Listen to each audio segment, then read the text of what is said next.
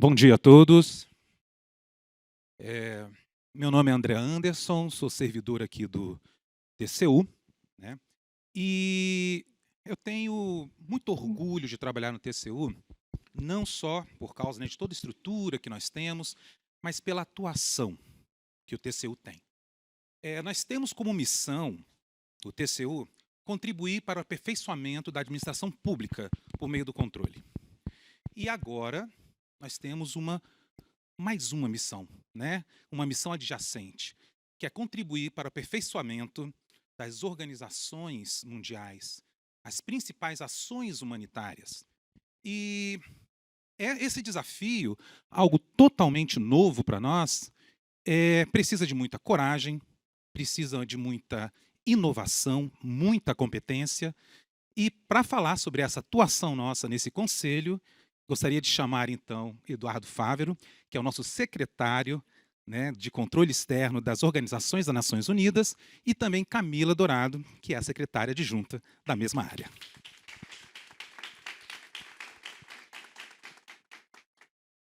Bom dia a todos. O Anderson já fez uma introdução ao tema. Realmente, nossa missão hoje aqui é tentar passar um pouquinho para vocês do que foi e está sendo esse grande desafio que é atuar no ambiente de auditoria internacional no âmbito das Nações Unidas. E que em 2022 se começou a aventar a possibilidade de o Brasil fazer parte de um grupo de países que consta do chamado Board of Auditors, ou seja, Conselho de Auditores da ONU. São 3 países que estão encarregados de fazer esse trabalho.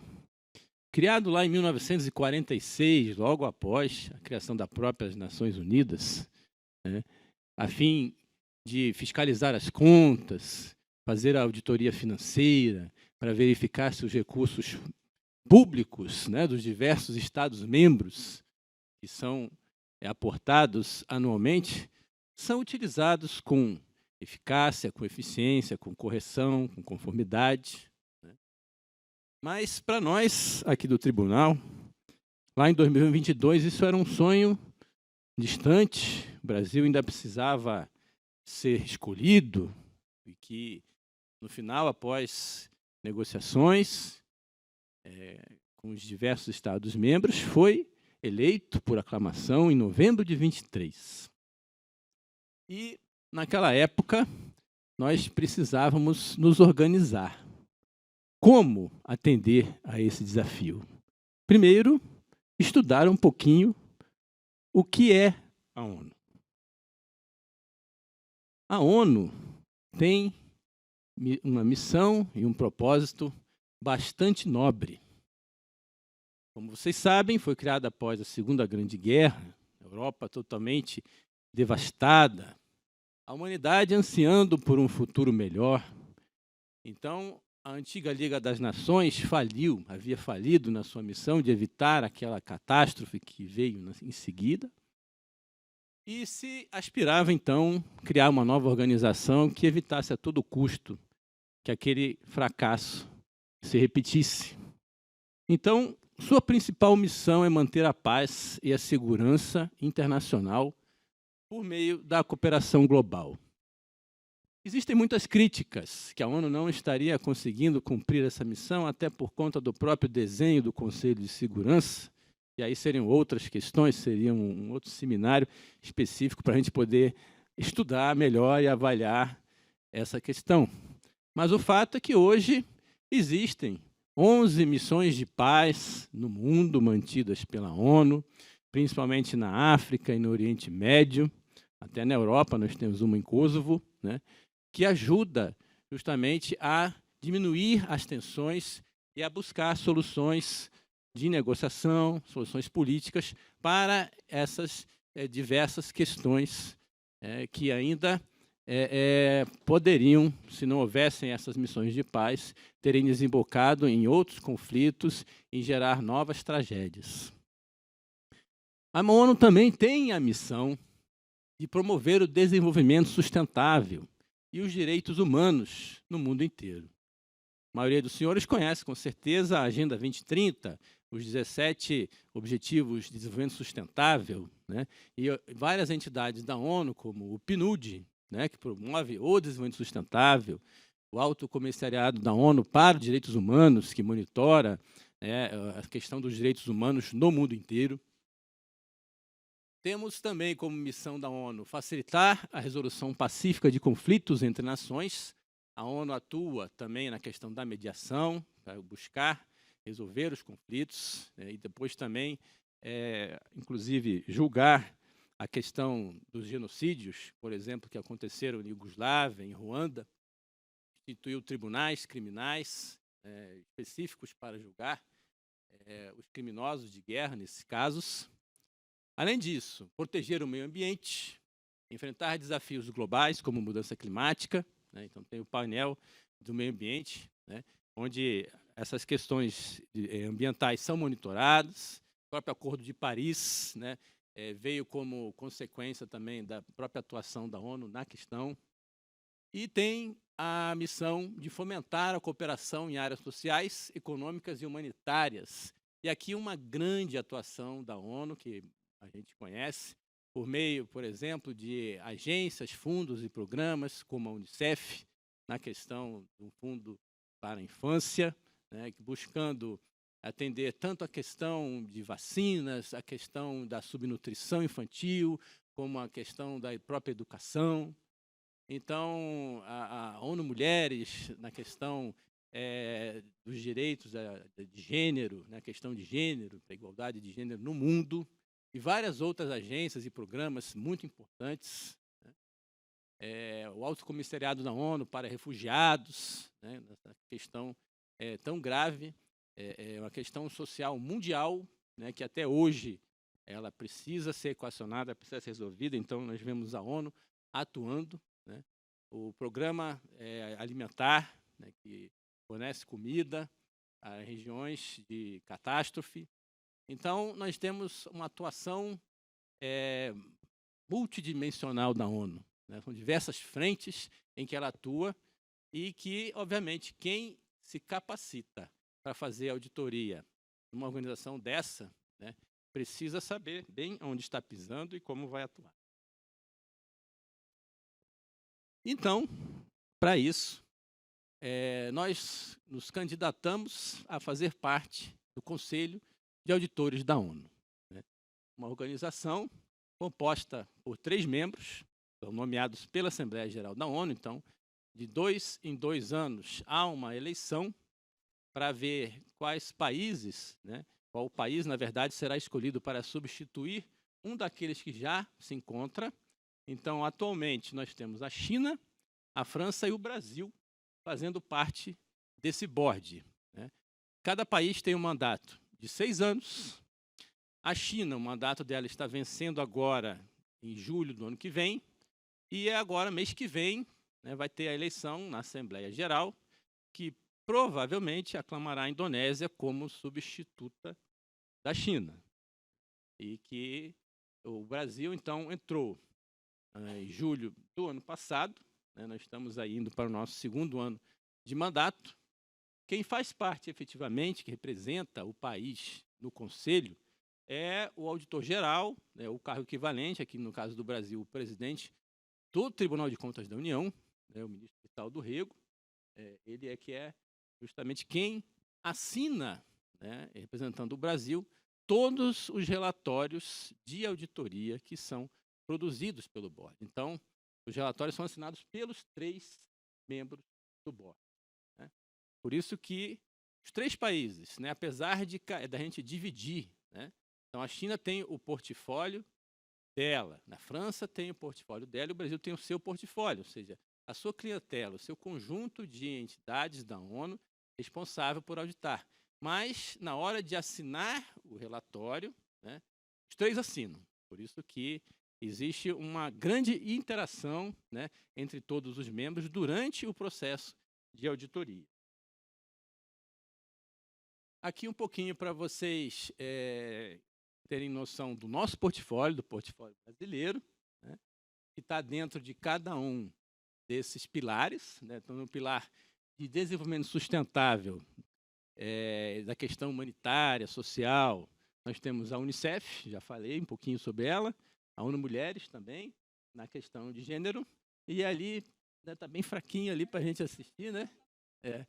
Tá a UNFPA, que é o Fundo de Populações das Nações Unidas, que é uma entidade responsável também pela questão de gênero, mas focando na distribuição de kits para mulheres e jovens e meninas na questão da saúde reprodutiva, planejamento familiar, né, visando que essas questões sejam bem endereçadas em cada um dos países do mundo. Né. Paz e segurança, né, falamos já das missões de paz, né, o Brasil é responsável por auditar a missão de paz em Kosovo, no Líbano e no Chipre. Né. A questão dos tribunais de Iugoslávia e de Ruanda, que foram unidos numa entidade só, o mecanismo residual, né, para tribunais criminais nacional, e também uma entidade das Nações Unidas que é responsável pelo combate a drogas e crime, né, localizada na Áustria, em Viena, a sua sede. O Fundo de Pensão das Nações Unidas, né, ele também é uma entidade bastante peculiar e que exige bastante dos nossos auditores, né, porque existe tanto a parte de pagamento de benefícios, quanto da alocação dos investimentos, quanto também da questão atuarial. Então, é uma auditoria bastante complexa, uma entidade bastante desafiadora. E aqui o pilar 4, a questão do impacto institucional, né, aí a questão da pesquisa, desenvolvimento, ensino, no âmbito das Nações Unidas. Né, a UNITAR é um centro de treinamento, muito parecido aqui com o nosso Instituto Cezedelo Correia. E a Universidade das Nações Unidas usa muito a parte de pesquisa em diversos escritórios, em diversos institutos pelo mundo. Né? E aí também colocamos o escritório das Nações Unidas em Viena, que também é nossa incumbência fazer a auditoria. Aqui é uma palhinha sobre como nós nos organizamos, então, né, para atender esse desafio. A China tem um modelo, né, ela aloca lá um pool de auditores, 200 auditores, né, e vai puxando conforme a sua necessidade. Digamos que gente para a China não é muito problema. Né? A França já tem outro modelo. Né?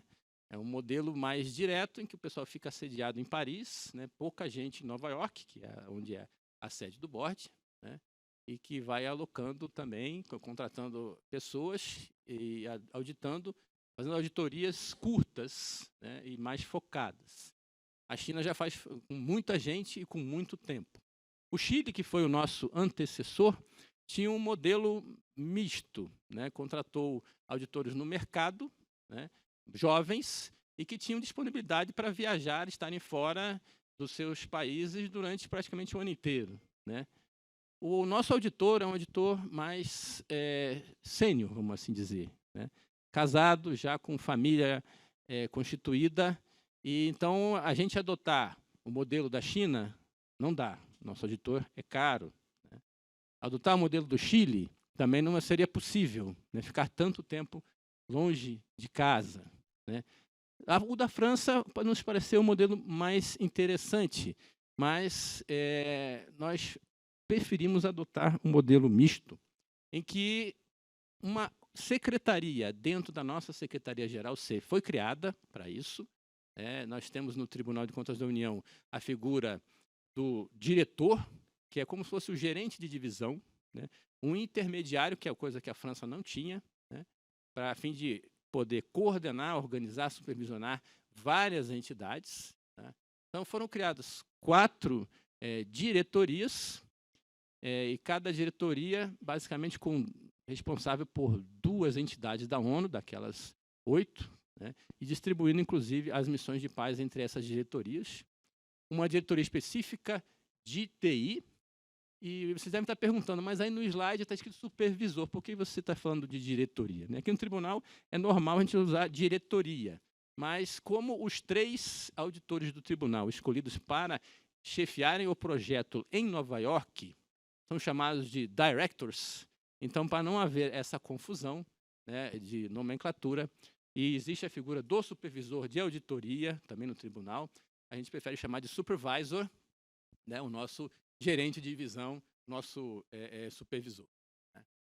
Então, além disso, vocês podem ver, existe o time de TI, especificamente, está chefiado aí pelo nosso Marcelo Pacotes, ali atrás. Né? O back-office, chefiado pela Bárbara, tá aqui, que é o que dá todo o apoio na questão de diárias, passagens, organização, treinamento, né? Toda a parte administrativa que exige um projeto dessa envergadura. Né? Eu e Camila tocamos a parte gerencial aqui no Brasil, né? Reportando diretamente aos diretores lá em Nova York, que fazem toda a negociação com os outros países, França, China, e com os Estados-membros, comitês de auditoria, comitês executivos das diversas entidades, né? Uma série de atividades diplomáticas e de organização, de contato, que eles precisam fazer lá para que os nossos trabalhos, né, tenham sucesso. E aqui, né, nós fizemos a conta inicialmente quantos auditores seriam necessários para a gente tocar esse projeto. Não poderíamos ter 200, tirar 200 pessoas, auditores do TCU, para poder alocar, realmente seria inviável mesmo com novos concursos. Né? Então, uma parceria com os tribunais de contas dos estados e dos municípios, com a Controladoria Geral da União, seria mandatória, seria fundamental. E isso foi feito. Né? A Tricom recebeu a nossa ideia, né, com grande alegria, e é uma parceira fundamental, tanto que hoje, né, inicialmente nós conseguimos selecionar, né, auditores financeiros com experiência nessa área de auditoria, dos tribunais de contas dos estados e municípios, no número de 12. Hoje, já esse número já está em 17. Tá? Então, nós temos 17 auditores atuando juntamente conosco. São 17 auditores do TCU na equipe permanente sem função, tá? Somando mais 8 coordenadores, daí só para 25, mais o corpo gerencial todo, né? O pessoal de Nova York, eu, Camila, mais os 4 supervisores, aí tem mais 10 auditores. Então, mesmo assim, só essa equipe, né, essa equipe permanente, ela seria insuficiente, porque ela dá conta da chamada auditoria financeira. Né? A gente tem uma auditoria inicial chamada, que a gente chama de intermission, Camila vai explicar isso um pouco melhor, né, em que no segundo semestre, porque o ciclo começa em julho e vai até junho do ano seguinte, quando a gente entrega os últimos relatórios, o pessoal vai, no mesmo ano, fazer a auditoria de controles internos, que é a intermission, e termina a auditoria financeira com os testes substantivos na final mission, normalmente em abril e maio do ano seguinte. Só que a auditoria nas entidades da ONU, inclusive, é mais complexa.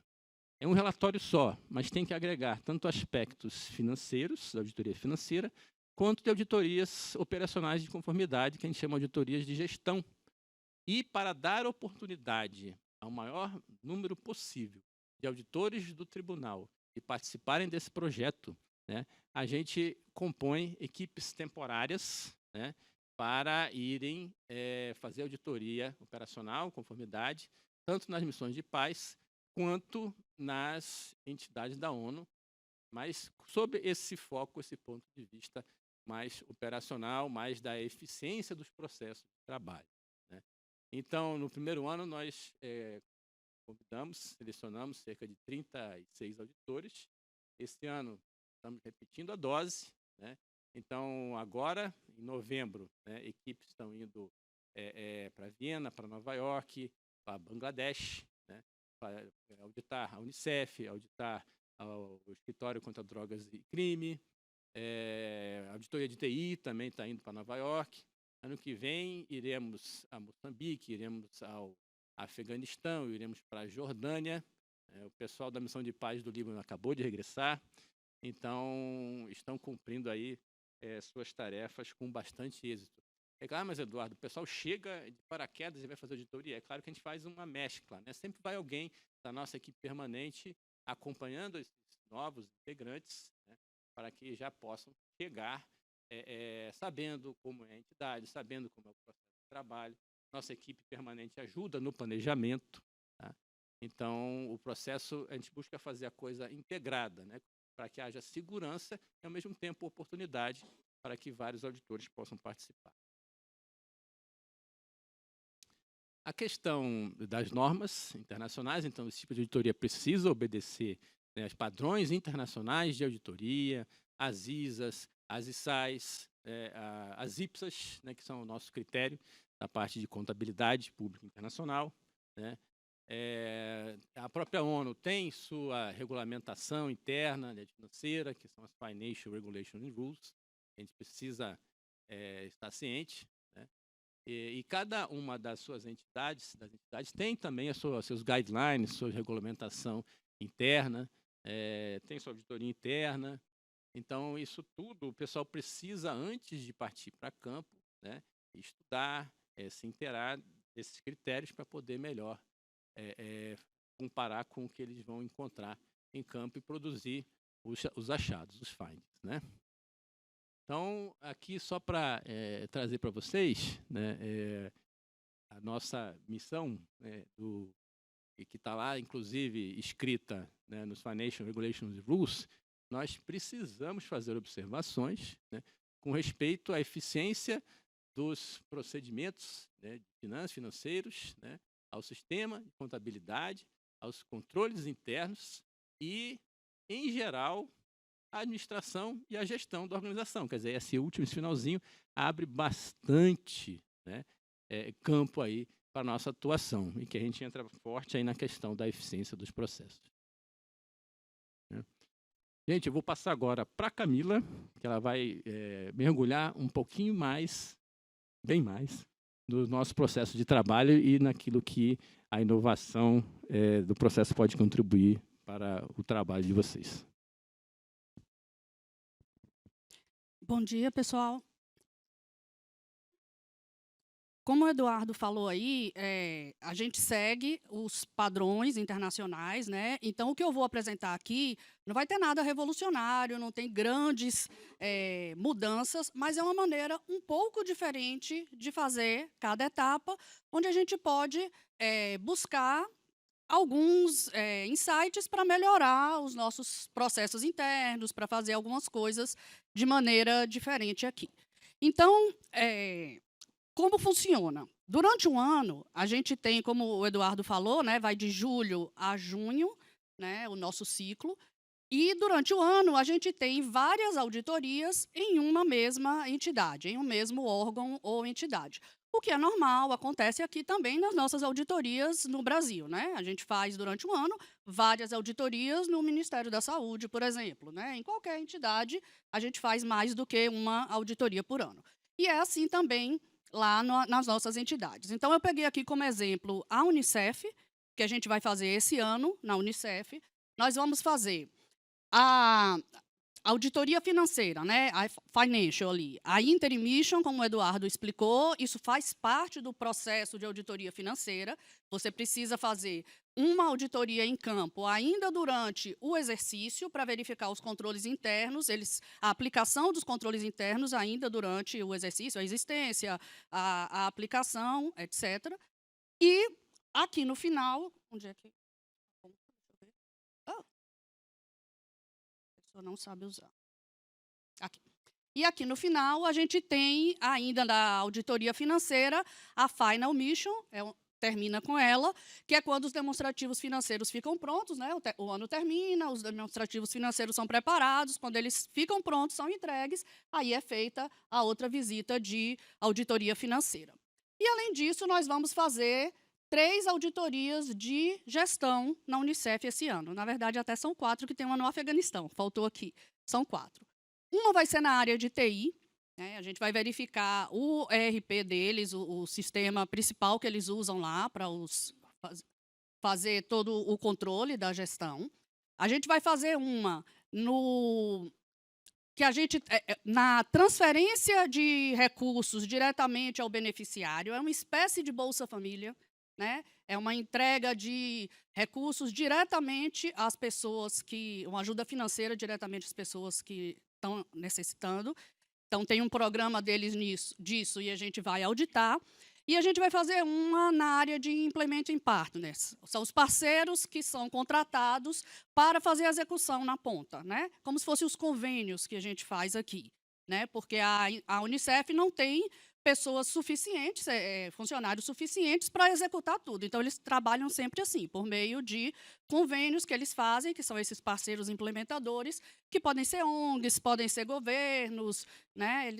Diversas parcerias eles fazem. Então, a gente vai fazer todas essas auditorias. E em cada auditoria, eu vou falar, são 3 tipos de documentos que são gerados no processo. Em cada auditoria, a gente gera EOMs, eu vou falar deles.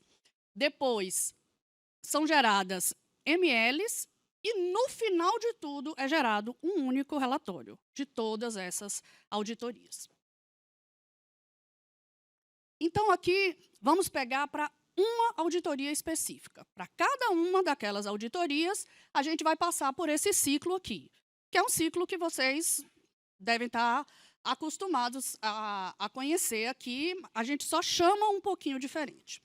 Primeira coisa que eu queria falar é sobre essa Notification Letter. É o aviso que a gente manda, né, o ofício que a gente manda, informando a entidade de que vai haver uma auditoria naquela entidade, naquele período e com aquele tema. E as pessoas, a gente lista. Mesma coisa que a gente faz aqui também, né? A gente faz o ofício lá, o aviso de que vai ter a auditoria.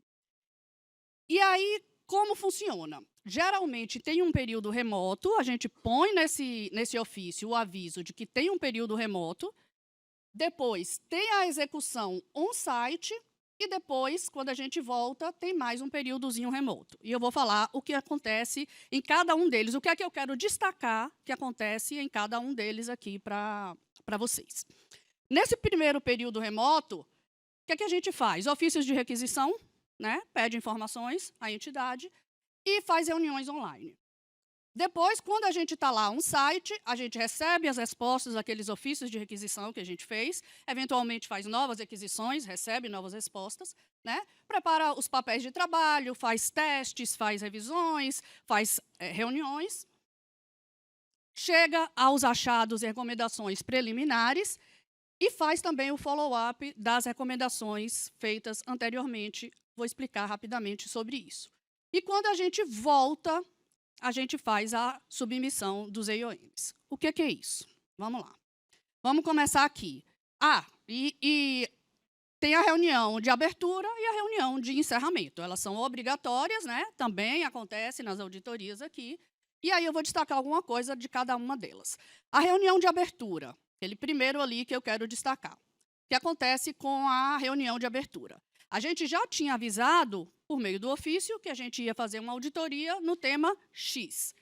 Essa reunião de abertura, qual é o propósito dela? É o kickoff formal ali da auditoria. E quando é que ela acontece?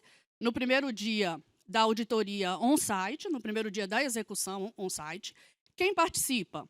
O time de auditoria, o supervisor, né, que é o diretor, e a gente chama a autoridade máxima da entidade, né? A gente convida. Pode ser até que ele não possa ir, mande um representante, mas muitas vezes eles vão. Então, a gente chama a entidade, a alta gestão da entidade e um representante de cada área que vai ser auditada. Eu vou fazer uma auditoria na área de compras, na área de RH, vai lá o chefe da área de compras, vai lá o chefe da área de RH, um representante de cada área que vai ser auditada está nessa reunião também. Né? Ela é organizada com antecedência, a gente vê a disponibilidade da gestão para poder participar, né? E a gestão de alto nível. Os slides estão em inglês, que a gente aprendeu com o Silvio Meira, né? Que tudo que está em inglês é verdade. Então, a gente, rapidamente ali, trouxe tudo para inglês. E o que é que a gente fala nessa reunião? Né? Isso aqui que eu queria destacar, que sempre é assim. Não só a equipe do Brasil, todas as equipes buscam fazer desse jeito. Nós apresentamos o time de auditoria, nós dizemos o objetivo e o escopo da auditoria, o planejamento, o cronograma, né, que a gente vai fazer, os deadlines para para a entrega para as respostas às requisições. Então, já vem aqui, vem um slide dizendo, vocês têm X dias, normalmente são 2 dias que eles têm para responder os ofícios de requisição, quanto tempo eles vão ter para responder aos achados que a gente entrega, tudo isso vem especificado aqui, e como vai ser o processo de reporting depois, né? Como é que a gente vai mandar isso por escrito, os resultados da auditoria para eles.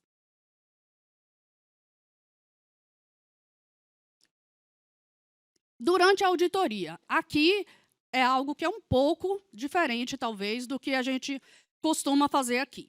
Quando a gente tem um achado preliminar, né, que a gente ainda precisa confirmar, o que é que a gente faz? Eles precisam ser discutidos durante a execução de auditoria, antes da reunião de saída. Todos os achados têm que ser discutidos com a gestão. Todos, sem exceção. Se você não discutiu, ele não vai para o relatório. Você precisa, obrigatoriamente, discutir com a gestão. Então, eles são discutidos durante a execução antes da reunião de saída. Cada achado preliminar e sua recomendação vai ser compartilhado com aquelas pessoas responsáveis pela área, né? O chefe da área de RH, o chefe da área de compras, dependendo do que se trata o achado. Com que propósito? Para a gente ver se entendeu direito, se aquilo que a gente achou e que a gente percebeu realmente corresponde à realidade, ter um contexto sobre aquilo, prover uma oportunidade para a gestão explicar, apresentar as justificativas deles, né, com uma documentação, informações que podem alterar o nosso achado. A gente está lá o quê? Está auditando há 1 mês essa entidade, não dá para a gente conhecer tudo em 1 mês. Né? Então, pode ter alguma informação que a gente perdeu e que eles vão nos trazer, que podem até chegar a alterar ou derrubar o achado. Mas acontece, é raro, mas acontece muito. E isso não é uma confrontação, é uma oportunidade para a gente validar os fatos, entender as causas e tal, e propor soluções junto com eles. A gente vai trazer a recomendação, se a gente já tem uma recomendação imaginada, se não, a gente vai tentar construir em conjunto. Ah, mas isso não vai tirar a independência do auditor? De jeito nenhum, isso não vai tirar a independência do auditor. A palavra final é do auditor. A gestão não tem que concordar obrigatoriamente para que o achado permaneça. É apenas uma oportunidade para a gente entender melhor. Ver se aquilo que a gente entendeu realmente corresponde à realidade. Ver se eles têm alguma coisa para nos apresentar que seja diferente daquilo que a gente tinha entendido. Então, isso é feito para cada achado. Aí nós vamos para a reunião de saída. Depois eu vou voltar ali no follow-up. O que é que acontece na reunião de saída? Na reunião de saída, a gente vai apresentar todos esses achados com suas recomendações. Mas o propósito, né, é reportar os resultados da auditoria. Mas esse não é o momento para discutir os achados. Os achados já foram discutidos previamente com a gestão. Nesse momento, não é para ser surpresa. Não é para a gente chegar lá na reunião de saída e mostrar um slide com uma coisa que ninguém tinha visto antes. Tudo já foi discutido antes e aqui a gente só vai mostrar todos de uma vez, é uma formalização. Aí a gente apresenta os achados, diz quais são os próximos passos, tem os agradecimentos e, de novo, no último dia da visita, de novo participam praticamente as mesmas pessoas. E quando a gente volta, né, fiz a reunião de saída, voltei. Até agora eu estava apresentando PowerPoint. Conversa, tá? Quando a gente volta, aí a gente vai escrever os EIOMs, que são os ofícios de observação de auditoria, e vai mandar para eles por escrito. O que são esses EIOMs? Eles têm o propósito de informar a entidade por escrito sobre os achados encontrados. Um para cada achado. Se eu tenho 10 achados, eu vou escrever 10 EIOMs. Ah, mas eu tenho 2 que são do mesmo tema, eu posso fazer junto? Não, é um para cada achado.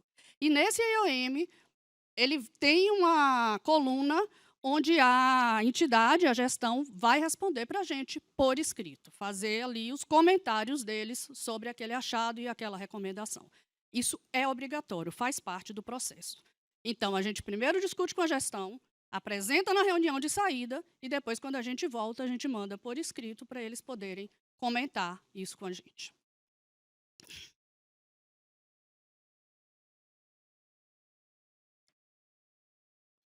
Follow-up. O que acontece aqui em relação a isso? O follow-up é obrigatório também. A gente tem que fazer o follow-up das recomendações anteriores. Geralmente, como eu falei, tem várias auditorias na mesma entidade. Se você está fazendo uma auditoria de TI na entidade e você tem recomendações anteriores de TI, você já aproveita ali e faz o follow-up dela, o monitoramento, né, das recomendações. Se as que não foram feitas, não tem nenhuma auditoria naquele tema específico, esse follow-up vai ser feito na final mission lá da auditoria financeira. Todas têm que ter o follow-up. Então, o escopo da auditoria inclui monitorar essas recomendações anteriores e a gente gera um percentual, isso vai no relatório. E isso, para eles, é importantíssimo, esse percentual de cumprimento das recomendações. Isso vai no relatório final para o gestor. E esses gestores, eles são avaliados por isso no sistema ONU. As pessoas, quando vão ver, estão precisando de um gestor, acontece deles mudarem de uma entidade para outra, eles vão ver no currículo dele, uma das coisas que eles veem é isso, o percentual de cumprimento das recomendações do board. Isso é muito importante para eles. Período. O que é que eu quero destacar aqui sobre o período? Ele tem um máximo de 3 meses. É um tempo muito pequeno. Assim, é um tempo que a gente tem para fazer uma auditoria. E ele é improrrogável. Geralmente, é um mês de planejamento, 3 a 4 semanas de execução on-site e depois mais 2 ou 3 semanas para escrever ali os resultados. E a gente não tem como adiar, a gente não tem como prorrogar. Como é que a gente faz? A gente aprende mais e mais, desenvolve a habilidade de trabalhar no escopo e na priorização. É difícil, às vezes a gente tem a equipe está lá com um achado, poxa, esse achado é ótimo, maravilhoso, eu só preciso aprofundar mais um pouquinho aqui, eu preciso de mais 1 semana ou 2. Não tenho mais 1 semana ou 2. O que você vai fazer? Você vai tirar esse achado e no ano que vem você volta com ele. A gente vai auditar, auditoria igual carnaval, todo ano tem. Então, você vai voltar lá no ano que vem e você vai aprofundar esse achado e ele vai entrar no relatório do ano que vem. Então, a gente não tem essa possibilidade. No primeiro ano, nós fizemos, estava fazendo a conta, nós fizemos quantas auditorias? Eu já perdi de novo. Não, 16 só das financeiras. São 8, mais 2 visitas, 16, mais 10 de gestão. Dá 26, mais 3 de PKO. 29, quase 30 auditorias no primeiro ano. Nenhuma prorrogada. Nenhuma. Não há espaço para isso.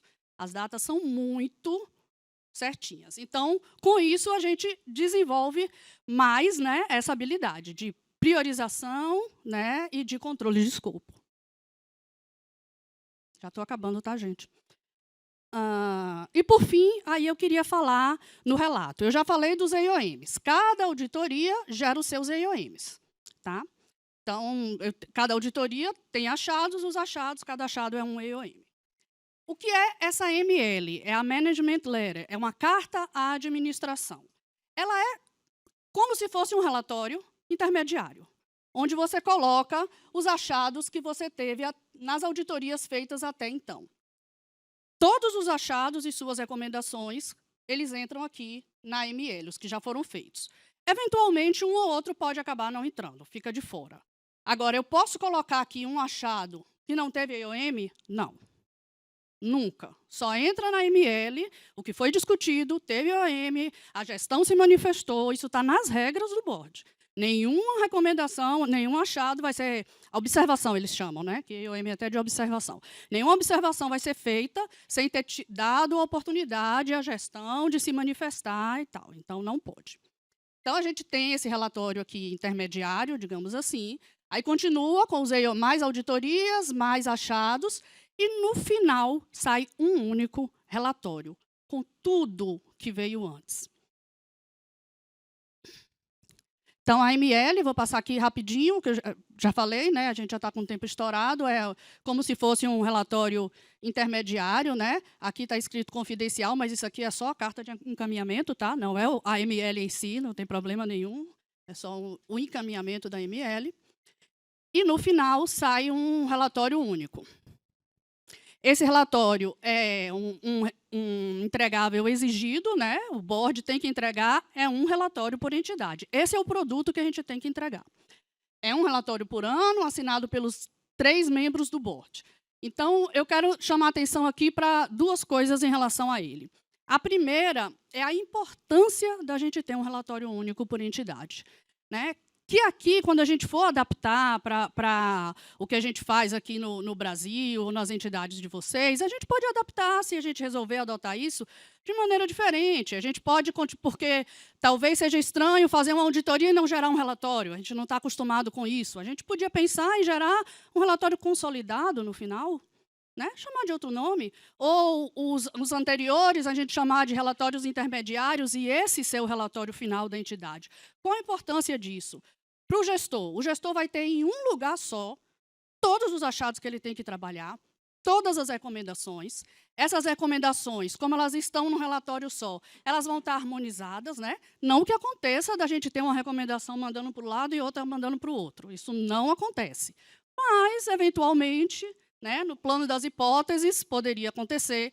Com isso, a gente evita. E a gente tem o follow-up aqui, nesse relatório. Uma vez por ano sai um relatório com o monitoramento de tudo que está aberto para a entidade, em que ano aquela recomendação foi feita, qual a situação dela, a gestão responde sobre aquilo e o board faz a análise. Está em implementação, foi implementada, ainda não começou a implementação, ou, eventualmente, perda de objeto, que é um status que pode acontecer também.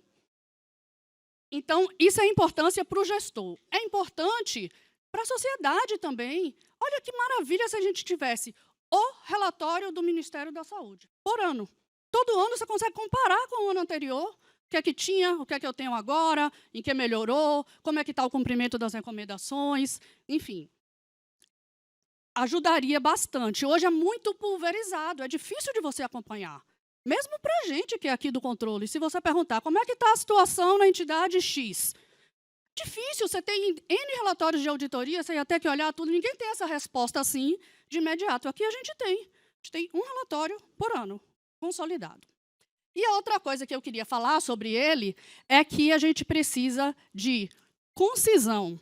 Cada palavra conta literalmente. A ONU paga para traduzir os relatórios nas 6 línguas oficiais. E é caro. Então, eles ficam em cima da gente para reduzir o tamanho. Então, a gente precisa ser super conciso. Isso é outra coisa que a gente trabalha bastante nos nossos documentos, nos nossos relatórios, que é a concisão.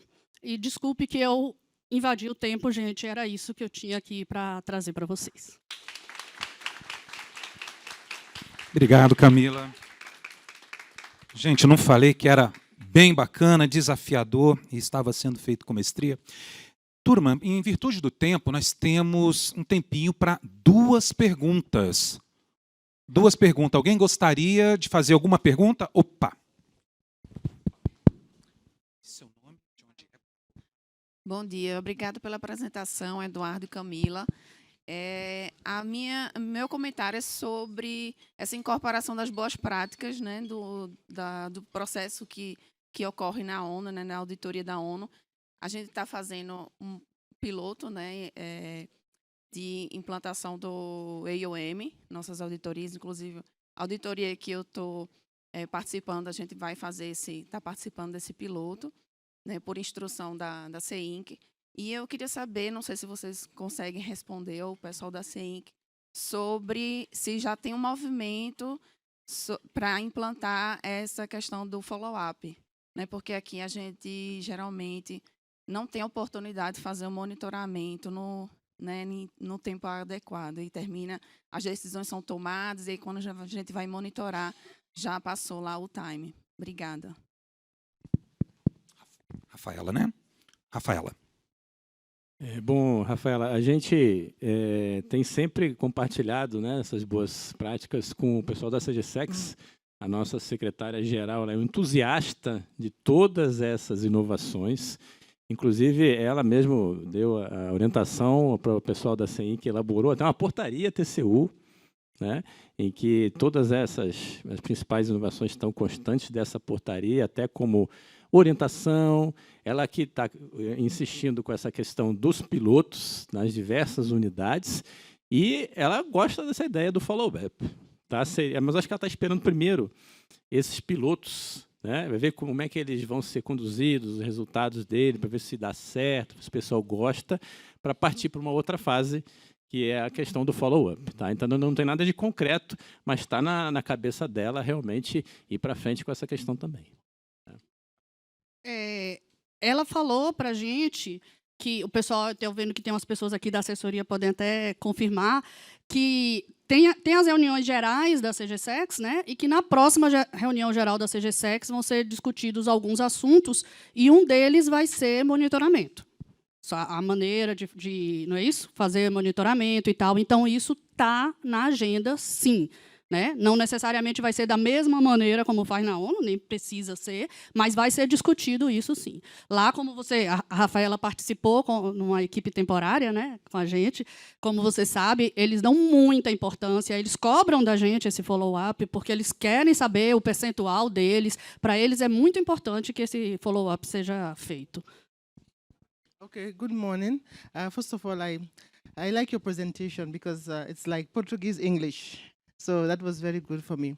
Okay, I'm a performance auditor, and we also have our own system, similar to yours, like you have the entrance meeting, you have the exit meeting, and you also have like requests for documents. I don't know if she needs a translator. Okay. So I want to ask your advice, because even as performance auditors, we have our time. Our time to do our audits is 9 months, because performance audit is deeper than financial audit. You have to look at the 3 E's: economy, efficiency, effectiveness. So the challenge we have is when it comes to documents, having documents from the auditors. Because in Africa, unfortunately, people are not like very receptive to auditors. We can say they are like stubborn. So to get documents from them is very difficult. So sometimes our audits, they take more time because of the problem of the auditors, the auditee. They don't want to give you documents, and every time you have to push and pull. So that is a problem for us. So maybe through your experience, you can tell us how to deal with the auditees to help them to like give you documents, give you information. Yeah. Sorry, where are you from? Which country? Gambia. Yeah. In the UN system, we sometimes we have problems with some entities also, because we tell them, oh, you have 2 days to deliver the information and the documents, and they simply don't attend what we asked, and we ask for postpone.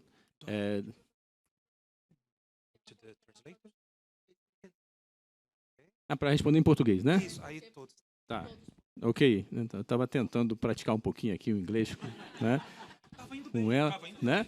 Mas realmente talvez o pessoal não tenha a tradução, não tenha o inglês, mas é que nós realmente também temos esse problema, né? Quando a gente vai fazer auditoria em algumas entidades, umas são bem corretas com relação a isso, procuram atender, só que normalmente quando não tem condição de atender é que pedem mais prazo. Outras já são mais problemáticas, né?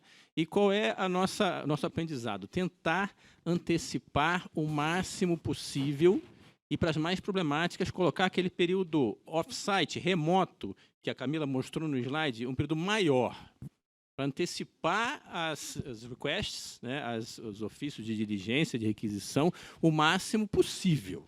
Tá? Essa vamos dizer assim, é a única coisa que a gente consegue, né, para tentar mitigar esse risco do gestor não atender. Vou dizer para você que nenhum gestor gosta de ser auditado. Isso é na África, é aqui no Brasil, é no sistema ONU, né? Sempre vem aquela conversa, né? Não, nós estamos aqui felizes por receber você. Não, eles não estão felizes por receber a gente, eles queriam estar fazendo outra coisa, né? Inclusive, a gente faz negociação com os country offices, né, das diversas entidades para ir em Bangladesh, em janeiro, para ir na Jordânia em fevereiro. E, normalmente, não, em fevereiro não dá. Né? Você podia vir em abril, em maio, como se a gente tivesse à disposição dele, se a gente não tivesse um cronograma tão rígido, tão, né, certinho para cumprir. Né? E a gente tem que, realmente, não dá, não é possível, a gente precisa ir nessa época, a todo um trabalho de convencimento. Né? E também para entregar as informações. Né? Hoje em dia tem a questão de dados, né, de acesso a sistemas, isso que a Camila até pode falar melhor do que eu, né? Que ela era de TI. Algumas começam a querer limitar o acesso, dizer que não é possível. Né? Então, tem que ter toda aquela paciência, aquela negociação, que o auditor precisa e é fundamental que tenha acesso às bases de dados, né, para poder fazer o seu trabalho. Né? Então, acho, pela nossa experiência de pouca, né, de auditoria internacional, que 1 ano e pouco que a gente está aí na frente desse trabalho, é antecipar. Né? Para aquelas que a gente sabe que é mais problemática, se vocês podem fazer 9 meses de auditoria, né, na ONU aqui a gente não pode. Né, são 3 meses, como a Camila falou. Então, a gente tem que limitar, diminuir bastante o escopo. Inclusive, a questão da auditoria operacional nessas entidades é muito complicada, porque a gente não pode avançar na questão dos resultados das políticas, em como cada entidade está tendo sucesso ou não na sua missão final. A gente pode ver se ela está sendo eficiente ou não nos seus processos. Né? Já aconteceu, inclusive, de alguns países tentarem avançar nessa questão, e, por exemplo, nas auditorias de missão de paz, dizer que em determinado lugar tinha muitos batalhões, que era melhor alocar em outros lugares que tinham menos. A própria Assembleia Geral vetou e mandou tirar as recomendações do relatório. Tá? Então, a gente não pode avançar muito. Então, fica a dica, né? Antecipar o máximo possível. Maravilha. Né? Gente, 3 pessoas levantaram a mão. Eu queria ver se o Eduardo e a Camila, quem for do TCU, eu queria dar mais uma pergunta. Você é do TCU? Não? Eu queria priorizar quem não é do TCU, porque quem está aqui pode mandar por e-mail. Então, eu vou pedir aos colegas que levantaram a mão, que é daqui do TCU, que depois mandam uma mensagenzinha e vou deixar a última pergunta para a gente entrar na próxima palestra, tá bom? Olá, bom dia. Minha pergunta vai ser bem breve. Eu sou Renata, da Auditoria do SUS Bahia. E o não eu já tenho. Como eu posso participar do processo seletivo para fazer parte de uma missão, se é possível ampliar para além de tribunais de contas e CGU? A gente nunca tinha se deparado com essa situação, né? É uma situação nova, não tinha pensado nisso. Por enquanto, a gente fez essa parceria com tribunais de contas e com CGU, mas a ideia quem se candidatou foi o Brasil. O TCU é que representa, né, o Brasil e convidou os demais, mas é o Brasil que está auditando a ONU. E a ideia é que, com essa experiência, a gente possa fortalecer o sistema de controle como um todo do Brasil. Então, é uma ideia que fica para a gente levar, né? Não posso ter uma resposta agora, mas uma boa sugestão. Depois manda uma mensagem para a gente. A gente não falou os e-mails, né? Não, mas vamos preparar. Aí, no final, ao meio-dia, a gente passa. Coloca. Pronto. Tá, então, sessexonu, tá? @tcu.gov.br. Eduardo, Camila, muitíssimo obrigado, parabéns. É orgulho, como eu falei. E os colegas aqui do TCU, Teams, qualquer momento, gente, qualquer dúvida que queira saber um pouco mais, para mim e para o Eduardo, tá? Não, peraí, deixa eu enganar o pessoal. O pacote, Paulo André, ficaram sabendo que é você, está vindo todo mundo para cá.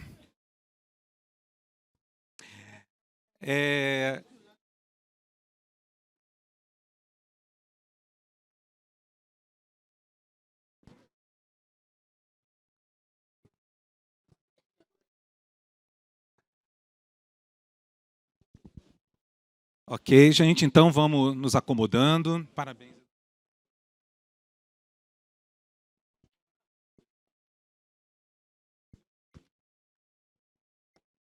Tá, isso. Pronto? Você está remoçando, é? Está ficando mais jovem, tá? Tá bonitão. Vou te apresentar, tá? Gente, boa tarde, então. Boa tarde, não, bom dia, né? Está quase na hora do almoço, né? Bom, dando continuidade, né, então, à atividade da manhã, nós vamos, agora essa palestra é um pouco conectada, ou muito conectada com a anterior, né, porque nós vamos falar de experiências na área de TI, uma das auditorias da SESEX ONU. E aqui, para bom entendedor, meia tecnologia não basta, 3 lições aprendidas, e quem vai apresentar é o Marcelo da Silva Souza e o Paulo André. Pacote, pode chamar de Pacote, gente, é o apelido dele.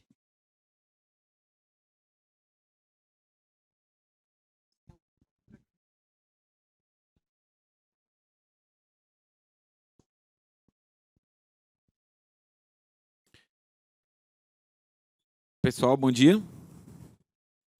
Vocês todos foram na apresentação do Silvio Meira? Ela foi absolutamente desmoralizante. Desmoralizante. Não para vocês, para quem vai apresentar depois, que é o meu caso.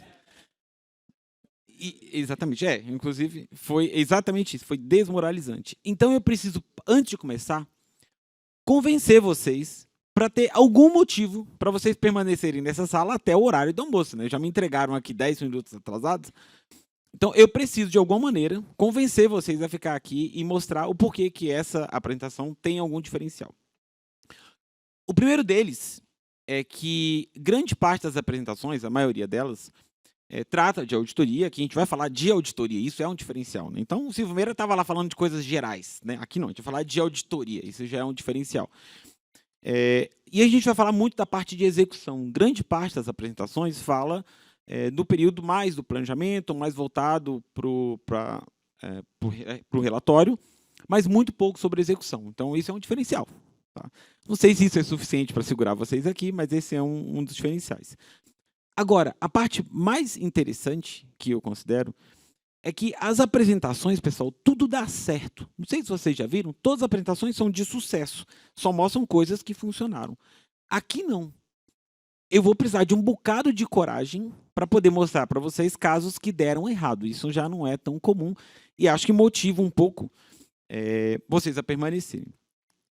Eu participei de um grupo do TCU, tá, chamado RIAC, que era um grupo de inteligência artificial, e várias apresentações foram feitas lá. A apresentação mais interessante era justamente aquela que as coisas não davam certo. As outras que tudo funcionavam não eram tão interessantes. E esse, então, eu acho que é um motivo bem bacana para vocês permanecerem aqui, para poder conhecer um pouco do que deu errado. Então, venham comigo aqui num pouco de coragem para ver situações que nem sempre deram certo. A gente compartilha aqui. Bom, eu vou pular essa parte aqui acho que já foram, para quem estava na apresentação anterior, vocês já conheceram o board de auditores da ONU. O Brasil representa, né, não é o TCU, é o Brasil que representa o board. Foi até o que a colega muito corajosa também falou, a futura auditora da ONU aqui, que é do SUS. E, inclusive, tem dois pequenos problemas no título aqui.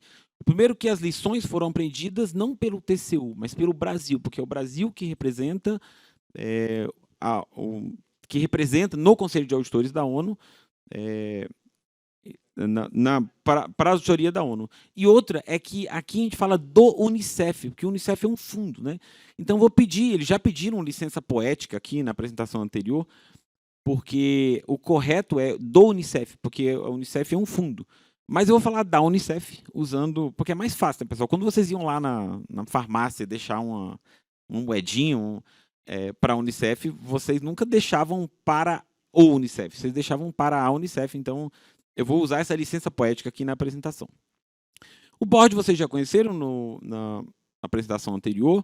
O Eduardo falou também amplamente aqui de o que a gente representa. Então, tem o Tribunal Residual, tem o Unicef, tem Drogas e Crime, tem Fundo de População. Então, também já passou por aqui.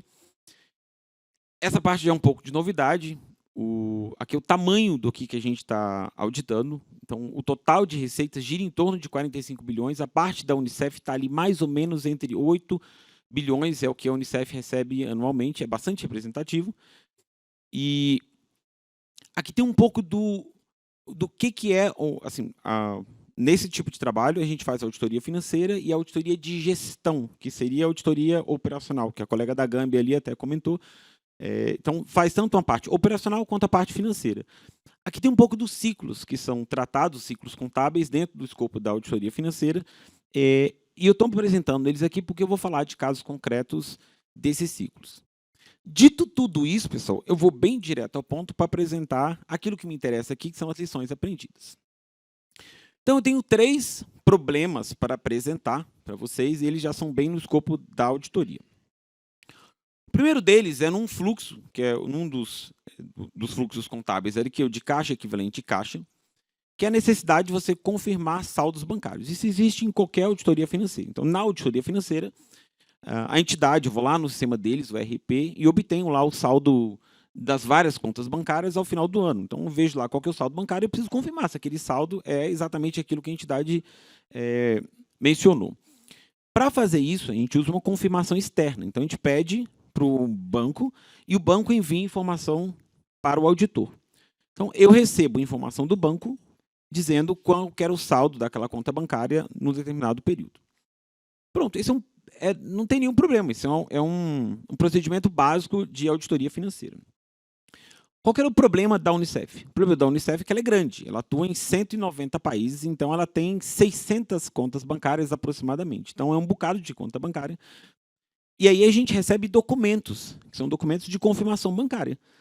É básico, eu recebo um monte de cartas, tá? Elas podem ser, algumas inclusive vieram como cartas mesmo, outras vieram em documentos digitalizados. Nós recebemos 286 documentos. Então, qual que é o trabalho? É fácil, é só pegar um documento, e aqui tem alguns exemplos de documentos. A única coisa que eu tenho que fazer é pegar esse documento, olhar o número da conta, olhar qual que é o saldo no final do ano, dia 31 de dezembro de 2024, eu olho qual que é o saldo e eu confiro que com aquilo que foi informado ou que está disponível no ERP, no sistema contábil da entidade. É só isso que tem que fazer, um procedimento contábil. E qual que é o problema? O problema é que eram muitas cartas, são 286 cartas. Então, alguém teria que fazer isso manualmente, o que é possível de ser feito perfeitamente. Aí um rapaz, o jovem ali, o Paulo André, falou, cara, e se a gente usasse inteligência artificial para resolver esse problema? Genial!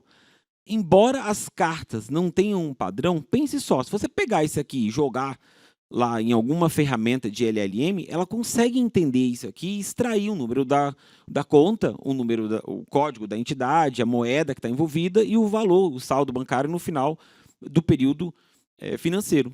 Então, embora elas sejam cartas diferentes, a gente pode mandar isso para um LLM e ele devolve para mim essa informação. Então, em vez de fazer isso 286 vezes, eu posso pedir para o Google, para o Gemini, eu posso pedir para o ChatGPT para fazer esse mesmo trabalho para mim. E eu ganho muito em eficiência do meu trabalho de um auditor. Genial, parabéns. Essa ideia é brilhante, cara. E aí ele fez um teste, lógico, essas informações... vou comentar mais o detalhe das informações, então ele fez um teste lá para ver se funcionava, os resultados foram satisfatórios, ele falou, cara, é isso que a gente vai fazer. E aí ele fez um teste para ver se era possível e a gente esbarrou no primeiro problema. O primeiro problema é que as informações são informações bancárias. Isso é super sensível para a entidade, então não poderia usar diretamente os LLMs públicos, então o ChatGPT, o Gemini, não atenderiam, e aí era necessário usar de uma outra maneira. Por sorte, nós temos no TCU uma infraestrutura amplamente conhecida, já foi várias vezes o código cedido para outras entidades, chama ChatTCU. Ele é exatamente a mesma coisa, ele é um proxy, ele faz uma chamada para o Gemini, ou para o ChatGPT, ou para o Claude, só que com segurança. Então, eu não uso os dados para treinamento por parte dos modelos públicos. Então, parece que o Paulo André resolveu o problema. Então, bastaria eu enviar para o ChatTCU por meio de uma API e ele me devolveria as informações que eu precisaria para fazer o meu procedimento contábil. Ainda assim, resta um trabalho grande, porque são muitas confirmações bancárias. São da ordem de 286, como eu disse ali para vocês. Então, ele deu um plus a mais, ele deu um novo passo PA falou, cara, em vez de fazer isso manualmente, a gente podia automatizar. E aí ele descobriu lá uma ferramenta chamada Power Automate, não é propaganda da ferramenta, tá? Embora ela tenha se mostrado muito interessante. E ele fez o seguinte, ele pegou todos os PDFs de confirmações bancárias. Aqui tem problemas, tá? Alguns tiveram que ser escaneados, então teve confirmação bancária que veio para um outro e-mail, teve problemas aqui. Mas colocou-se tudo num diretório só e ele criou um robô e percorria esse diretório e para cada documento que ele encontrava, ele submetia isso para o chat TCU, que fazia uma submissão para o chat GPT, extraía informação, colocava numa planilha. Cara, sensacional. Olha que solução linda que ele conseguiu. Então, parece que ele encontrou algo muito bacana aqui para resolver o problema e é uma solução brilhante. Aqui um exemplo de... Bom, é só para ilustrar um exemplo de dessa automação rodando. Tem ali atrás o robô, que não é robô coisa nenhuma, né? É só uma automação. E aqui um exemplo da planilha sendo preenchida. Então, parece, pessoal, que funcionou lindamente. Mas não foi isso que aconteceu. E aqui começa a parte do fracasso. O que aconteceu? As cartas de confirmação bancárias não eram tão simples quanto a gente imaginava. Então, aqui tem alguns exemplos.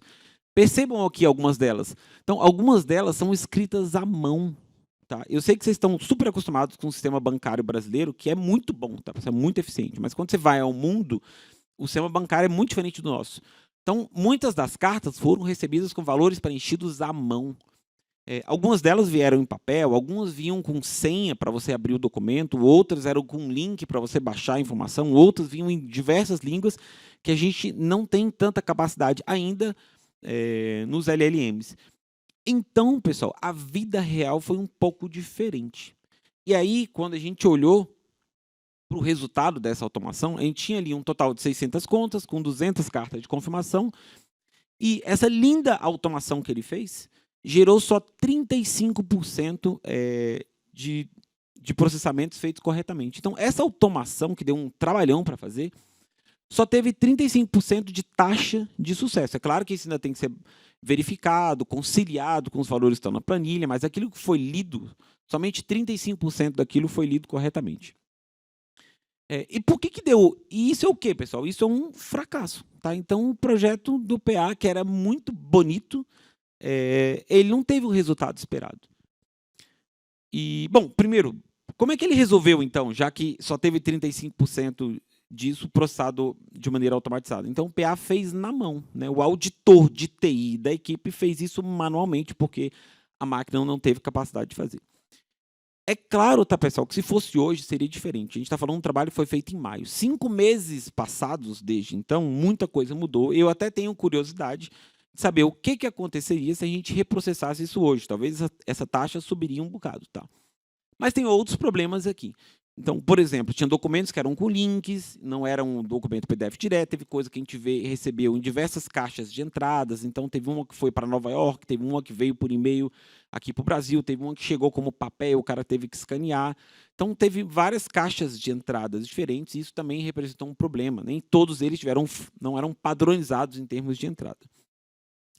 Como é que resolve isso, pessoal? Tem muitas possíveis alternativas. Tá? Uma delas é fazer manualmente. Um colega muito inteligente disse o seguinte, cara, não era mais barato contratar uma estagiária, você vai pagar R$ 1.500 por mês, ela toda vez que chegar um documento, ela coloca isso num arquivo Excel e depois vocês conferem com a informação que veio do Unicef.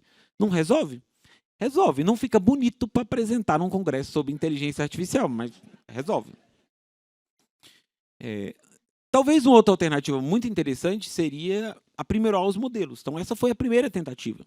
Então, deu 35% só de sucesso, de taxa de sucesso. Mas eu tenho certeza que se fosse hoje, com novas tecnologias, passados apenas 5 meses, os resultados seriam outros. Quantos? Não sei ainda, porque a gente não fez. Mas eu tenho certeza que seriam melhores. Talvez a taxa de efeitos manuais diminuiria um bocado, né? A quantidade de trabalho manual teria uma escala muito menor. Outra possibilidade é contratar um produto. Tá? Eu posso tem sites, tem um exemplo deles, é o confirmation.com, que você paga por chamada de requisição. Então eu faço um outro robô que envia isso para esse site, o site que se vira, sei lá qual a tecnologia que ele usa, para conversar com o banco e me devolve isso de maneira estruturada. Porque um dos problemas da informação é que ela não era estruturada. Então, dessa maneira, eu consigo estruturar a resposta e eu conseguiria processar tudo num único formato. Só que custa dinheiro.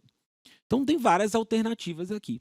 O que eu poderia fazer era perguntar para vocês qual que vocês acham mais interessante, tá? Mas eu já fiz essa pergunta em um outro fórum e a maioria esmagadora das pessoas acha que a gente deveria tentar de novo com a automação, tá bom, Pé? Fica o recado para você para o ano que vem. E o que vocês acham, pessoal, que a gente vai fazer aqui? A gente não sabe ainda, tá? Na verdade, tem uma reunião hoje à tarde para falar sobre esse assunto. Então, não sei ainda qual é o encaminhamento. Se alguém me encontrar amanhã, pode perguntar, eu digo o que a gente vai decidir sobre esse assunto. A gente não tem certeza ainda e se a gente vai investir mais em inteligência artificial ou se a gente vai avançar mais com a etapa manual. A gente vai descobrir isso agora, mas é só um cenário que eu quero apresentar para vocês que, cara, a solução era linda, assim, maravilhosa para apresentar em congresso, é um sucesso absoluto. Mas ela foi um fracasso. Então, esse é um primeiro caso de fracasso.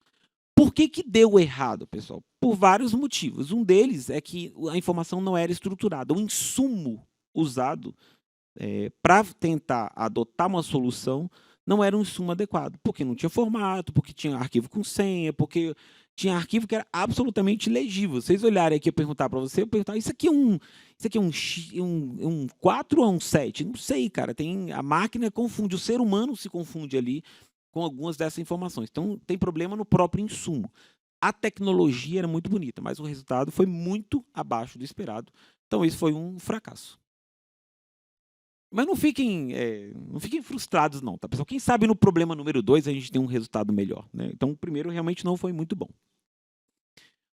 O segundo problema, resetem a cabeça de vocês, a gente vai pensar... Agora, era um outro tipo de teste, um teste de corte. Tá? E falando bem em alto nível, era assim, você vai fazer num regime de competência, você não pode contabilizar uma receita, por exemplo, do ano de 2024 no ano de 2025. Então, ela tem que ser contabilizada no ano de 2024 e o correspondente do ano anterior, de 2023, 2024. Então, a gente tem que contabilizar a receita, a despesa, no ano em que ela aconteceu. E o problema era verificar se isso acontecia numa implementação de um programa. Então, o Unicef, ele faz lá, tem programas lá de distribuir, sei lá, vacinas em Brasília. Aí, nesse programa, um parceiro é contratado para implementar o programa, porque a Unicef não consegue ter capilaridade para fazer tudo. Então, ela contrata parceiros para fazer esse tipo de trabalho. E, às vezes, o parceiro, às vezes não, ele tem que prestar contas sobre os gastos que ele recebeu. Às vezes, ele recebe antecipadamente, às vezes por reembolso, tem várias modalidades de contratação, mas ele tem que dizer como é que ele gastou o dinheiro. E ele usa um sistema para fazer isso. Então, eu precisava olhar no sistema se o que aparecia no sistema contábil, que é um SAP chamado Vision, se essa informação que estava no sistema contábil e as datas que eram ali esperadas eram as mesmas datas que apareciam no outro sistema, que era o sistema a partir do qual tinha a prestação de contas daquela entidade. Então, tinha que olhar em 2 sistemas. E uma colega que estava na auditoria, ela fez uma amostra, ela fez um procedimento que era para fazer esse teste. No teste dela, ela fez uma amostra. A amostra dela encontrou 2 casos que a prestação de contas era feita num período diferente, ou seja, ela tinha um achado, ela encontrou o problema. Mas na nossa reunião, ela disse, cara, eu não consigo mensurar, eu não consigo medir a distorção contábil. E eu estava nessa reunião e eu falei, calma, espera, nós temos como sim fazer isso. Ela disse, mas são muitos casos, são 300 mil casos, como é que vocês vão fazer? Eu disse, olha, a gente faz um robô. E aí o robô ele entra na tela do sistema, o robô clica nas várias opções, o robô confere com a informação que veio do sistema contábil e o robô é capaz de dizer para cada um dos 300 mil casos se aconteceu ou não aconteceu aquela distorção. E aí ele vai computando, a gente tem como medir isso. E ela ficou, cara, ela achava que era um robô humanoide, mas não, é uma automação. E aí foi lá o nosso colega Paulo André de novo fazer essa automação. Eu falei, não, a gente faz isso aqui rapidinho, em 2 dias. A gente começou a fazer contas. As contas eram, cara, se a gente gastar 25 segundos por cada uma tela, esses 301 mil itens que a gente tem no total, quanto tempo a gente ia demorar para processar tudo. A gente fez uma conta rápida, supondo que a gente fazia automação em 2 dias, a gente dava 2.094 horas. Numa conta de padeiro, isso aí dá ordem de, sei lá, uma conta de padeiro, né? Uns 80 dias de processamento. A gente disse, 80 dias não dá, porque as auditorias têm um tempo muito limitado. Então, a gente tinha uma semana para concluir esse trabalho e poder mensurar o tamanho dessa distorção. Então, o passo seguinte foi de restringir esses valores para valores que estavam lá acima de $50.000.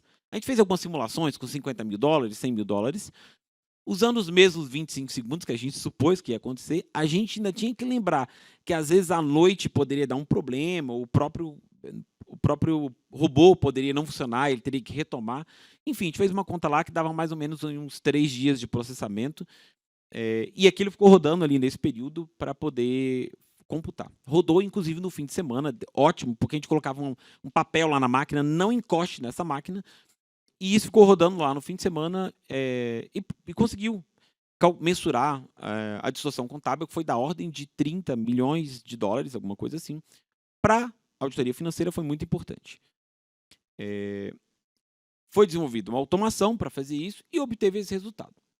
Aqui tem a automação rodando, eu não consigo apertar play. Nem precisa apertar o play, tá? Não se preocupe. Tá aqui ela. Essa é a automação. Você consegue apertar o play?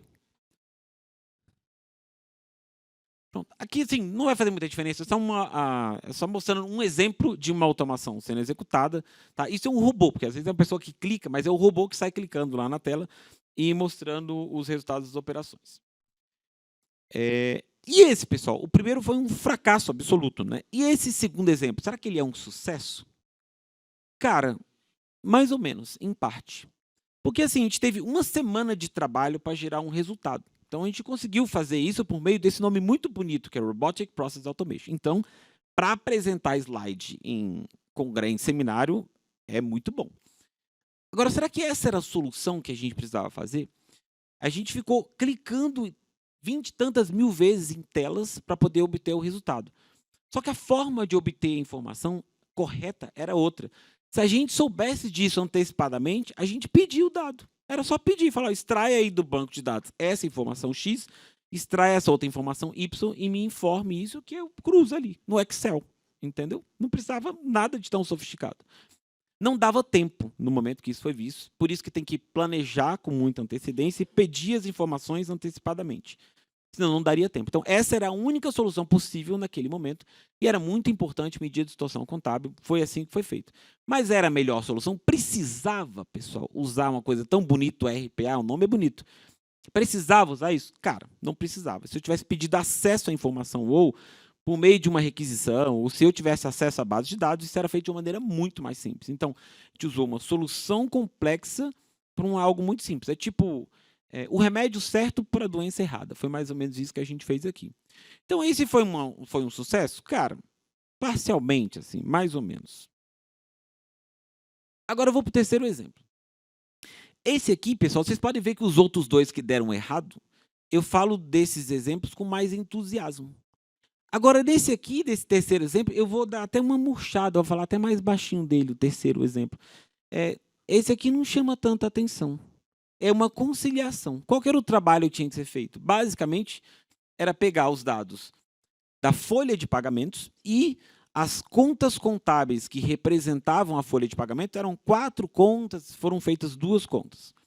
Então, era pegar toda a folha de pagamento, somar a folha de pagamento e conferir para ver se esse valor batia com aquilo que estava no sistema contábil. Então, era uma conciliação entre entre esses dois mundos.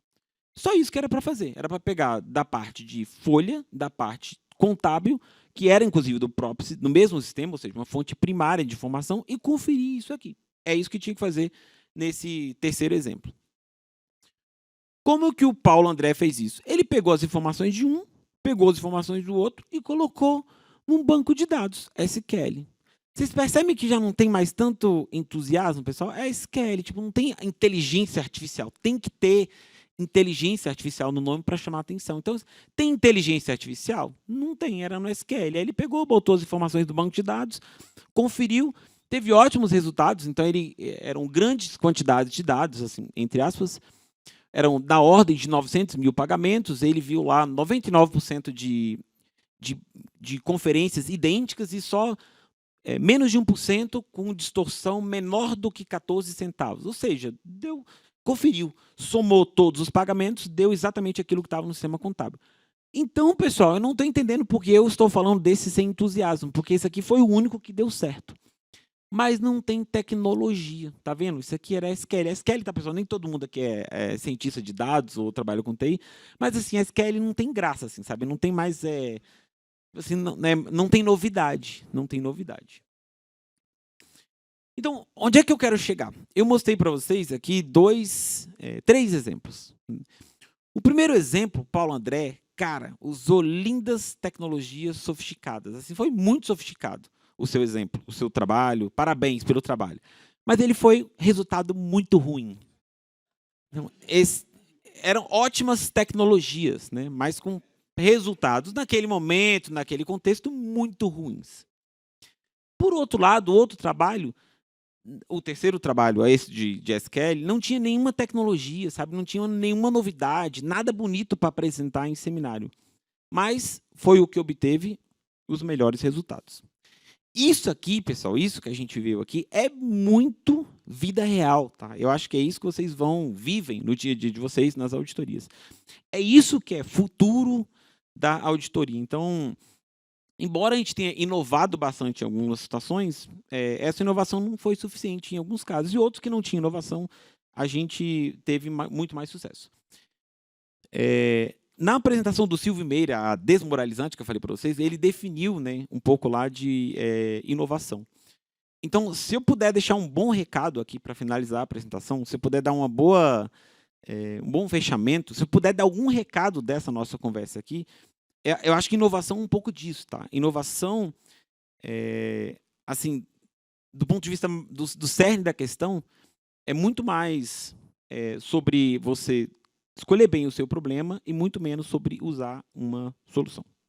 É isso. Muito obrigado.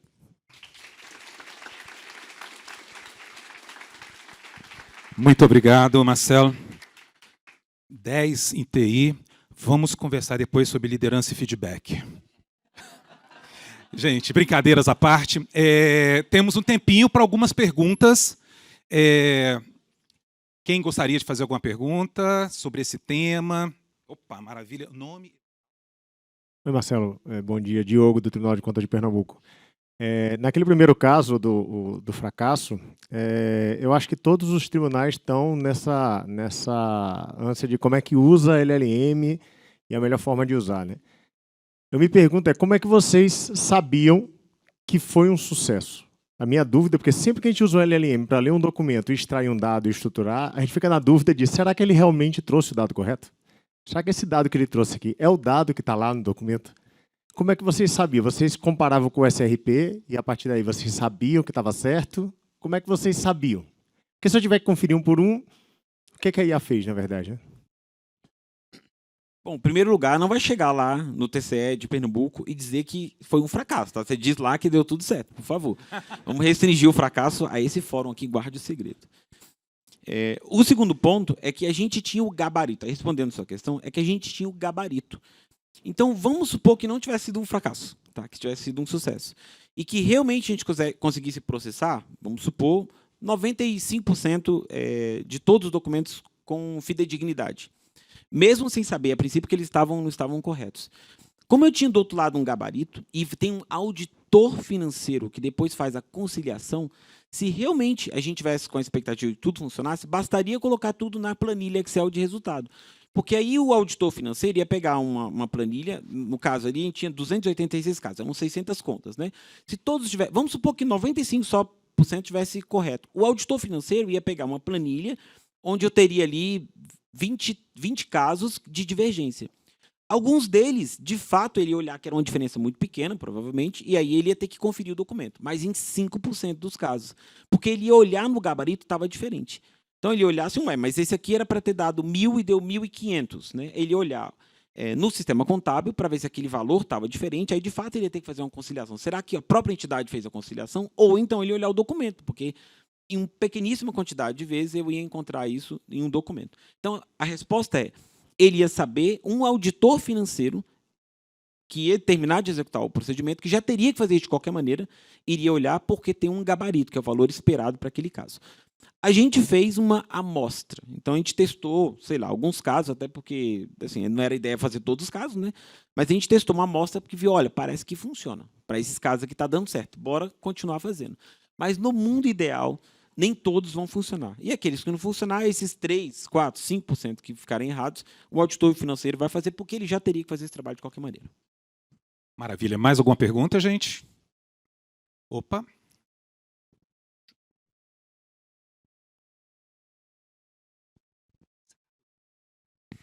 Bom dia, Daniel aqui do TCU, da Audidefesa. Eu queria saber qual a sua opinião sobre que você colocou 3 opções, né? Você falou que hoje à tarde vocês vão discutir isso. Eu queria saber qual é a sua preferência e colocar uma outra pergunta, assim, que é o que me veio em mente e meio algo que eu já fiz em outros cenários, não de auditoria, né? De conciliar. Acho que você colocou 3 soluções: manual, o estagiário, né? Uma aplicação pronta, você pode adquirir um produto de mercado, por exemplo, ou usar IA. Por exemplo, eu trabalho fazendo correção de alguns textos, enfim, e às vezes a escrita é meio complicado de você extrair para transformar em um texto Word, né, por exemplo. E aí, para esse caso particular, eu preferi adotar a estagiária mais IA. Então, e o GPT, veja, no caso mais simples, né, tem funcionado extremamente bem nos piores garranchos. Então, isso até surpreende a gente. E a estagiária é extremamente barata e que também sabe usar o GPT muito fácil. Então, acho que uma solução já veio junto com a outra e que talvez ganhasse escala.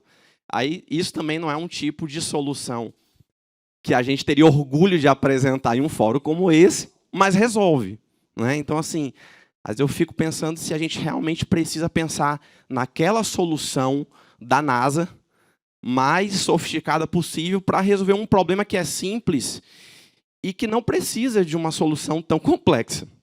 A outra solução que eu já vi acontecer há 10 anos atrás, eu trabalhava na indústria, no setor de manutenção. E as ordens de manutenção eram todas manuais. E estava tendo a transformação digital de transformar aquelas ordens de manutenção para os próprios SAP Fiori. Acho que talvez algo muito parecido com isso que você apresentou aqui, né?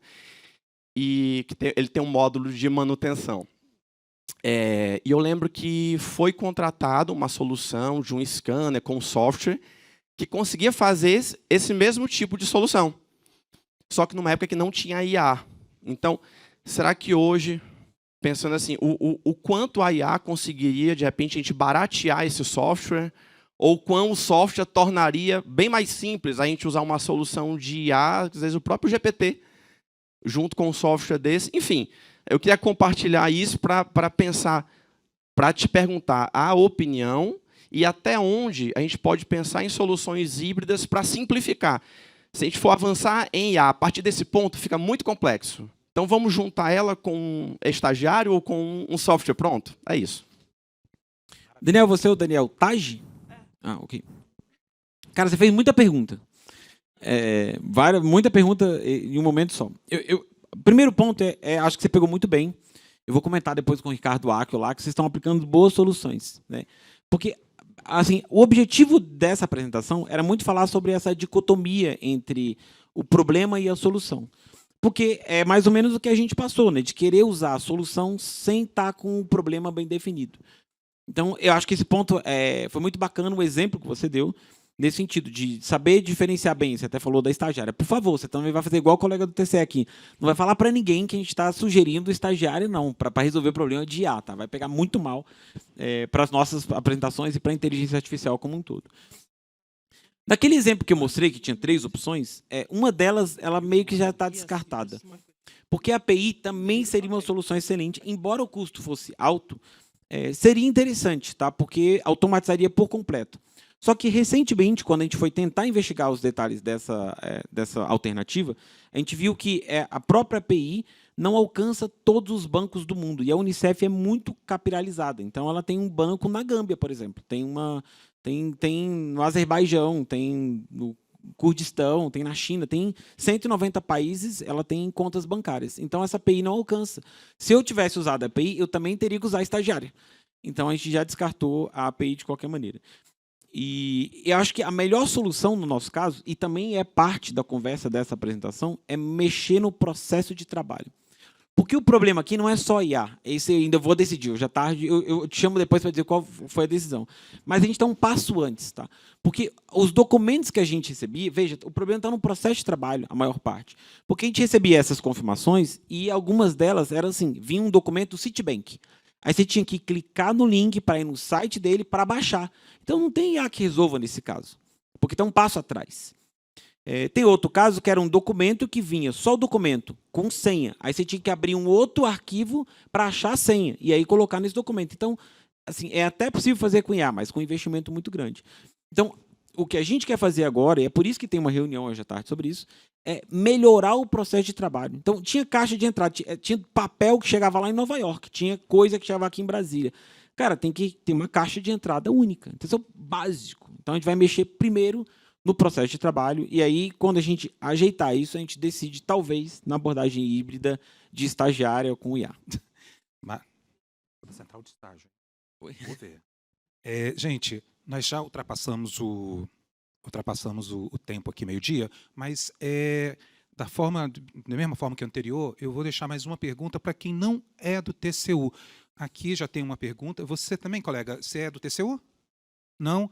Tá, então, duas perguntas objetivas, tá? E o Marcelo vai responder objetivamente também. Então, para nós finalizarmos agora a parte da manhã. Thank you. And I'm asking so many... Okay. You can say, I can hear. Okay. I'm asking so many questions because I'm a new auditor. Yes, like I told you, I'm a performance auditor. The problem we have is document reviews. Like we are in our unit, we are 24 in number, but still we have so much work to do. It's so much. So talking about using ChatGPT, I use it sometimes to help me with document reviews because I have like 15, 20 documents. I have to review all of them. But I have a problem because sometimes, like ChatGPT, what I usually do is like I upload documents and I tell him which page can I find this and this information, and it tells me go to page 16. Sometimes when I go to page 16, I don't see it. It's in page 17 or page 18. So I go to Gemini and I do the same thing. And sometimes Gemini is correct. Sometimes ChatGPT is correct. So sometimes I just leave it and do it again. When I'm tired, I go back to ChatGPT. So talking about the pilot, how do you do that to help you, like to really be sure that it's not going to make a mistake? Because you should be accurate also. You cannot use ChatGPT and have a problem when you are doing your reference. Should I answer in English or Portuguese? Okay.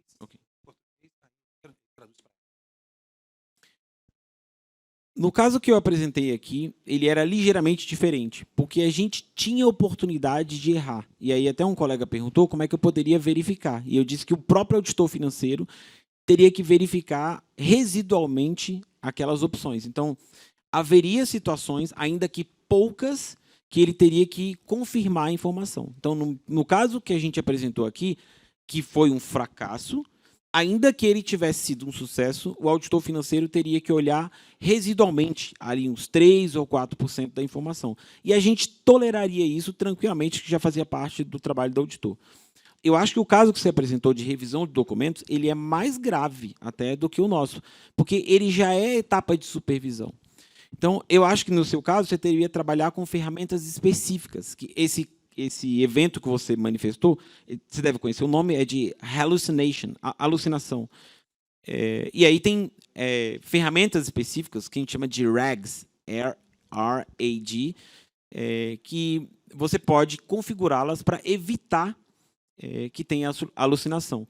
Então, nesse caso concreto, que você falou de revisão de documentos, o que eu acho que tem que fazer é a sua equipe trabalhar não com o ChatGPT de uma forma específica, mas com ferramentas que trabalham sem alucinação, que são voltadas apenas para aquele texto e que diminuem muito o caso de alucinação. Então, tem outras formas, os RAGs, que trabalham somente com o texto que está ali disponível e você pode informar ele para apenas apontar corretamente aquela informação, o que diminui muito aquele caso de referências que são referências incorretas.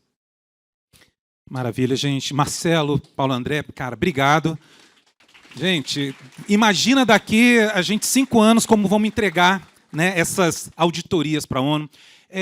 O evento retorna às 14 horas, tá, no auditório. Então, muito obrigado pela presença. Até a próxima.